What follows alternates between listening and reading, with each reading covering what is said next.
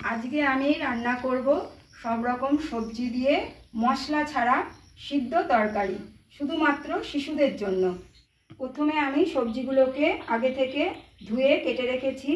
বরবটি, গাজর, পটল, ক্যাপসিকাম, আলু, টমেটো, কুমড়ো এবং সেই সঙ্গে অল্প কটা সয়াবিন। এবার আমি গ্যাসটাকে অন করে অল্প একটু তেল দিয়ে নেব।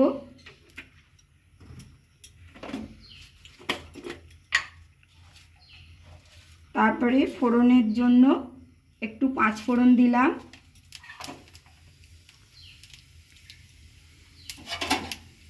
পাঁচফোড়নগুলো লাল লাল হয়ে গেছে। এখন আমি সয়াবিনগুলোকে ছেড়ে দেবো।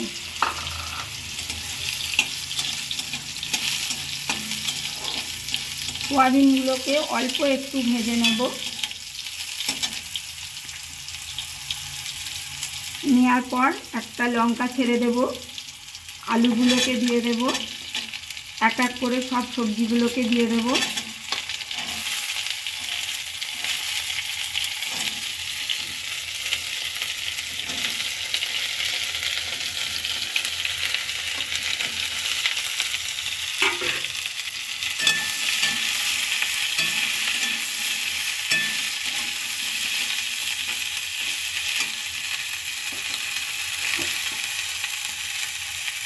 এখন আমি অল্প একটু হলুদ দেব, যেহেতু বাচ্চাদের সিদ্ধ তরকারি।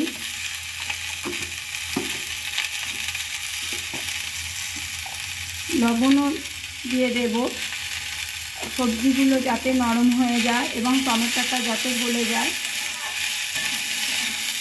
এবার আমি ভাজতে থাকবো, লাল লাল করে ভাজা করে নেব। এখন আমি 10 মিনিট মতন ঢাকা দিয়ে রাখবো সবজিগুলো গলে যাওয়ার জন্যে। সবজিগুলো লাল লাল হয়ে গেছে। এখন আমি জল দিয়ে দেবো পরিমাণ মতন।